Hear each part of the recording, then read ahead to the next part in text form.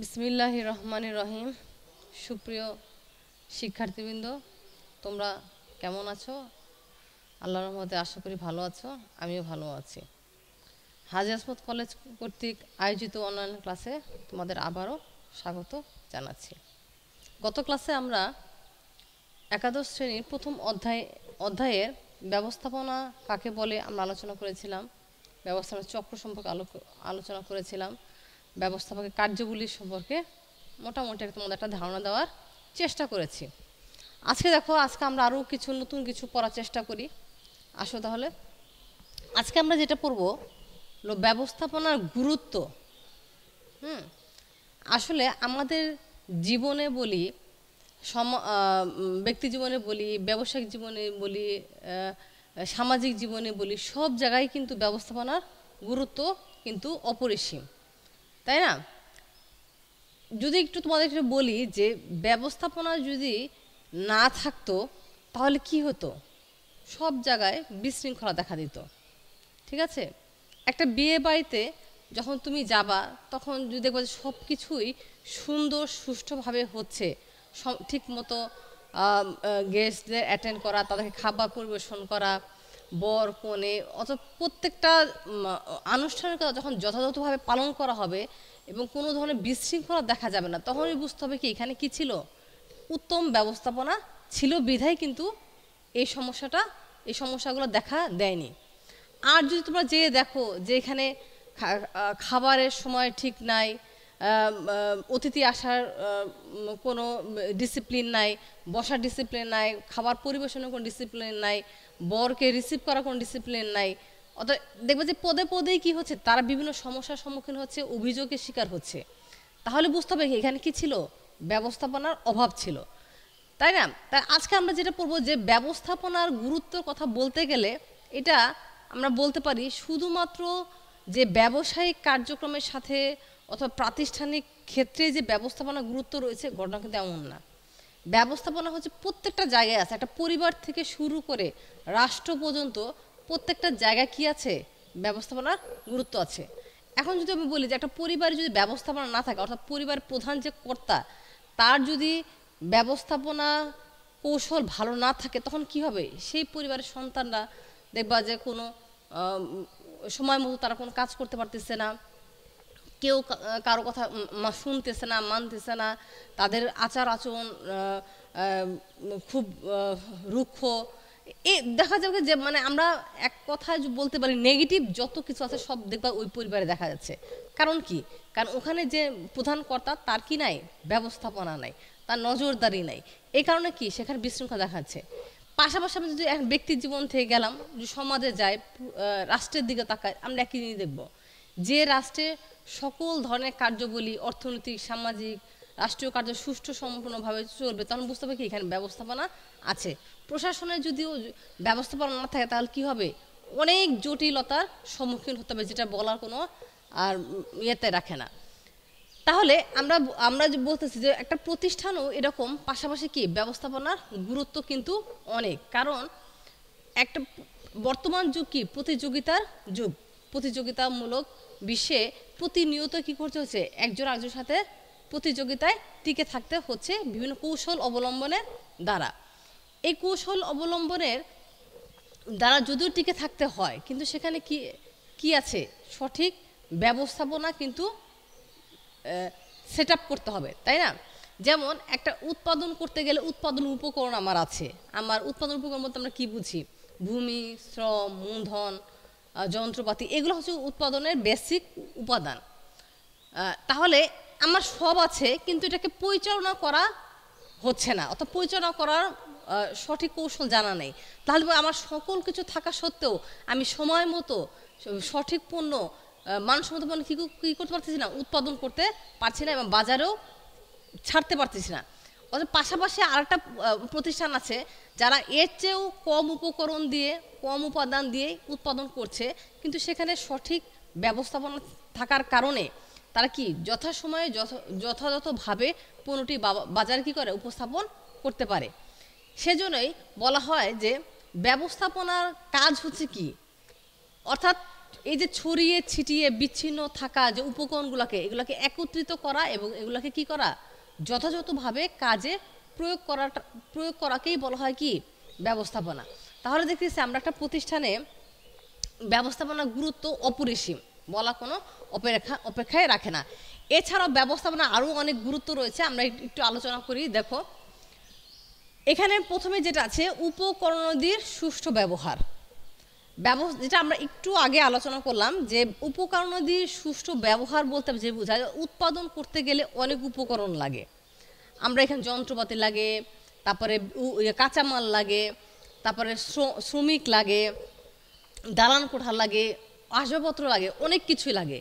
এগুলার সুষ্ঠু ব্যবহার করা তখনই সম্ভব যখন এটা কি ব্যবস্থাপনা থাকবে। আমরা একটু আগে আলোচনা করলাম যে আমার প্রতিষ্ঠানে সব আছে কিন্তু এটা পরিচালনা করার মতো সাধ্য নাই, অর্থাৎ কে কখন কোনটা কিভাবে দিয়ে পরিকল্পনা করবে, কখন শুরু করবে, কখন শেষ হবে, কতটুকু উৎপাদন করা হবে, এই সকল বিষয়ে কোনো কি নাই, পরিকল্পনা নেই। তাহলে সেখানে কি হবে, উৎপাদন উপকরণ ঠিকই আছে কিন্তু এগুলো যথাযথ ব্যবহার কিন্তু হচ্ছে না, অথবা ব্যবহার করা যাচ্ছে না, সুষ্ঠু ব্যবহার হচ্ছে না। এজন্য ব্যবস্থাপনার প্রধান কাজ হচ্ছে প্রতিষ্ঠানে যতটুকু আছে যাই আছে এগুলোকে কি করতে হবে, প্রপার ব্যবহার করতে হবে, প্রপার ইউটিলাইজ করতে হবে। অর্থাৎ যেখানে যতটুকু দরকার সেখানে ততটুকু কি করতে হবে, ইনভেস্ট করতে হবে, অতটুকু উপকরণদের কার্যকর ব্যবহার ঘটাতে হবে। 2 নম্বর হচ্ছে দক্ষতা বৃদ্ধি। দক্ষতা বৃদ্ধি অর্থাৎ ব্যবস্থাপনার গুরুত্বের মধ্যে আরেকটা আছে কি দক্ষতা বৃদ্ধি। কার দক্ষতা বৃদ্ধি পাবে, এখানে প্রতিষ্ঠানে যারা কর্মরত থাকবে একবারে আমাদের ম্যানেজার থেকে শুরু করে অর্থাৎ ব্যবস্থাপক শুরু করে একবারে মাঠ পর্যায়ে যারা আছে কর্মী আছে প্রত্যেকের দক্ষতা কি হবে, বাড়বে। কারণ ব্যবস্থাপনা হচ্ছে একটা কৌশল, যে কৌশলের আদলে প্রত্যেকে যখন তার কাজ সম্পাদন করবে তখন অটোমেটিকলি কি হবে, সবাই সেই কাজে কি হবে, দক্ষ হয়ে উঠবে। কারণ সঠিক ব্যবস্থাপনা মানে কি, সময় মতো পরিকল্পনা গ্রহণ করা, সময় মতো তদারকি করা, সময় মতো নির্দেশ দেওয়া, সময় মতো সিদ্ধান্ত নেওয়া, কর্মীদের প্রণোদনার ব্যবস্থা করা, এগুলোই হচ্ছে কি আমরা জানি ব্যবস্থাপনা। তাহলে কি দেখা যাবে, এই সকল যখন প্রপার ব্যবস্থাপনার ব্যবহার করা হবে তখন কি হবে, প্রত্যেকের দক্ষতা বৃদ্ধি পাবে। কারণ হচ্ছে কি তখন সবার মনে কাজ প্রতিষ্ঠানের প্রতি একটা দরদ জন্মাবে এবং কি স্বতঃস্ফূর্তভাবে কাজ করবে, এই জন্য তাদের দক্ষতাও বাড়বে। শৃঙ্খলা প্রতিষ্ঠা, ব্যবস্থাপনার দ্বারা কি হয়, প্রতিষ্ঠানে সমাজে বলি রাষ্ট্রে বলি সকল জায়গায় কি হবে, শৃঙ্খলা দেখা দিবে, শৃঙ্খলা প্রতিষ্ঠা হবে। কারণ ব্যবস্থাপনার প্রথম কাজই হচ্ছে কি পরিকল্পনা তৈরি করা, তাই না? তাহলে আমরা দেখলাম এই যে পরিকল্পনা অনুযায়ী যখন কাজ করা হবে তখন কিন্তু কাজে কিন্তু অটোমেটিকলি কি হবে, শৃঙ্খলা চলে আসবে। এখন আমরা শৃঙ্খলা বলতে আমরা কি বুঝি, শৃঙ্খলা বলতে আমরা যদি বুঝি সময় মতো কাঁচামাল সরবরাহ করা, কোত্থেকে কতটুকু কাঁচামাল আসবে, কতটুকু উৎপাদন করা হবে, কখন উৎপাদন করা হবে, কি দিয়ে উৎপাদন করা হবে, কে উৎপাদন করবে, এই যে সকল বিষয় যখন একটা নকশা তৈরি করা হয় তখন কি হয়, প্রত্যেকটা জায়গায় কিন্তু অটোমেটিক একটা কী হয়, সিস্টেম চলে আসে। সেটাই হচ্ছে কি শৃঙ্খলা প্রতিষ্ঠা করা। কারণ ব্যবস্থাপনা প্রত্যেকটা জায়গায় কি হবে, যখন কাজ শুরু হবে ব্যবস্থাপনা একটা কৌশল প্রয়োগ করা হবে তখন অটোমেটিকলি হবে সব জায়গায় শৃঙ্খলা প্রতিষ্ঠা হবে। 4 নম্বর হচ্ছে উত্তম সম্পর্ক প্রতিষ্ঠা। একটা উত্তম ব্যবস্থাপনা যেখানে থাকবে সেখানে কি থাকবে, এখানে হচ্ছে উত্তম সম্পর্ক বলছে। সম্পর্কটা কার সাথে, প্রতিষ্ঠানের সাথে প্রতিষ্ঠানের সাথে আউটসাইডার, অর্থাৎ এক প্রতিষ্ঠানের সাথে আরেক প্রতিষ্ঠানের, যেখানে আমরা বলতে পারি যে প্রতিষ্ঠানের মালিক শ্রমিক হতে পারে, প্রতিষ্ঠানের সাথে ভোক্তা সরবরাহকারী হতে পারে, ক্রেতা হতে পারে। অর্থাৎ এই সকল একটা ব্যবসা চালাতে গেলে বিভিন্ন লোকের সাথে কি হয়, অভ্যন্তরীণ এবং বাহ্যিক বিভিন্ন লোকের সাথে কি করতে হয়, তাদের লেনদেন করতে হয়, উঠা বসা করতে হয়, যার ফলে কি এই উত্তম ব্যবস্থাপনার দ্বারা কি হয়, তাদের সবার মধ্যে একটা উত্তম সম্পর্ক তৈরি হয়। তাহলে ব্যবস্থাপনার গুরুত্ব আমরা বুঝলাম যে ব্যবস্থাপনা থাকলে কি হবে, মানুষের সম্প্রীতি সৌহার্দ্য বৃদ্ধি পাবে। 5 নম্বর হচ্ছে কর্মসংস্থানের সুযোগ সৃষ্টি। ব্যবস্থাপনার দ্বারা কি হয়, কর্মসংস্থানের সুযোগ সৃষ্টি হয় কিভাবে, একটা উত্তম ব্যবস্থাপনা যখন যে প্রতিষ্ঠান থাকবে এটা ধীরে ধীরে উন্নতির দিকেই যাবে, এটা কখনো পিছিয়ে ফিরে তাকাতে হবে না। আর প্রতিষ্ঠান যখন সম্প্রসারিত হবে, প্রতিষ্ঠান বড় হবে এবং একাধিক ব্যবসা উদ্যোক্তা যখন তৈরি হবে, তখন কি হবে, অনেক লোকের কর্মসংস্থানের একটা সুযোগ সৃষ্টি হবে। আমাদের মতো উন্নয়নশীল দেশে বেকার সমস্যা অনেক, দেখা যাচ্ছে কি এরকম যে নিত্য নতুন শিল্প কারখানা তৈরি হওয়া, উদ্যোক্তারা যদি এগিয়ে আসে তাহলে কি হবে, সেখানে কর্মসংস্থানের সুযোগ সৃষ্টি হবে। তাহলে দেখো ব্যবস্থাপনার সাথে কিন্তু কর্মসংস্থানের একটা সুযোগ রয়েছে, কারণ একটা উত্তম ব্যবস্থাপনা যখন থাকবে তখন শ্রমিক মালিকের মধ্যে সম্পর্ক থাকা ভালো হওয়ার কারণে দেখা যাবে কি আরও যারা নতুন উদ্যোক্তা তারা কি হবে, আগ্রহশীল হবে শিল্প কারখানা তৈরি করতে, তখন তাদের এই আগ্রহ থেকে কি অনেক কর্মসংস্থানের সুযোগ সৃষ্টি হবে। তাহলে আমরা বলতে পারি যে শুধু মানব জীবনের প্রত্যেকটা জায়গায় কি আছে, ব্যবস্থাপনার গুরুত্ব কিন্তু অপরিসীম। আমরা একটু বললাম একটা পরিবার থেকে শুরু করে রাষ্ট্র পর্যন্ত প্রত্যেকটা জায়গায় ব্যবস্থাপনার গুরুত্ব হচ্ছে অপরিসীম, কারণ ব্যবস্থাপনা ছাড়া আমরা এক মুহূর্ত কোনো কাজ করতে পারি না। এই মুহূর্তে যে তোমার সাথে আমরা কথা বলছি, এই যে অনলাইন ক্লাস, এখানেও কিন্তু একটা ব্যবস্থাপনা আছে, এখানে রুটিন করা আছে, কে ক্লাস নেবে, কোন দিন ক্লাস নেবে তোমাদেরকে জানানো আছে, তারপরে কখন থেকে শুরু হবে, কত টাইম ডিউরেশন দেওয়া আছে এগুলো, এবং সেভাবেই কিন্তু সম্পন্ন হচ্ছে এবং সেভাবে কিন্তু চলছে, কিন্তু কোনো কি না কোনো বিশৃঙ্খলা দেখা দিবে না। কারণ হচ্ছে কি এখানেও ব্যবস্থাপনা আছে, অর্থাৎ যেখানে ব্যবস্থাপনা আছে সেখানে কি শৃঙ্খলা আছে, আর যেখানে ব্যবস্থাপনা নাই সেখানে কি বিশৃঙ্খলা দেখা দিবে। আশা করি তোমরা ব্যবস্থাপনার গুরুত্বটা বুঝতে পেরেছো। এই হলো আমাদের ব্যবস্থাপনা। আচ্ছা, আমরা এখন পরের টপিকসে চলে যাই, সেটা হচ্ছে কি দেখবা তোমাদের বইয়ে একটা ব্যবস্থাপনার স্তর এরকম একটা চিত্র দেওয়া আছে, ঠিক আছে, এটাকে বলা হয় ব্যবস্থাপনার স্তর, লেয়ার, যেটাকে আমরা বলি হয় লেয়ার। এখন আমরা বলতে পারি যে ব্যবস্থাপনা জানি একটা কৌশল, ব্যবস্থাপক যা করে তাই ব্যবস্থাপনা, সেখানে আবার স্তর কিভাবে আসলো? হ্যাঁ আসলো, যেখানে তোমাদের এই চিত্রের দ্বারা আমি তোমাদের বোঝানোর চেষ্টা করতেছি।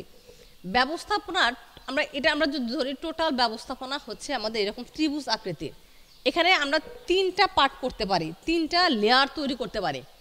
আমরা যে প্রথম দিক থেকে আসি, যেমন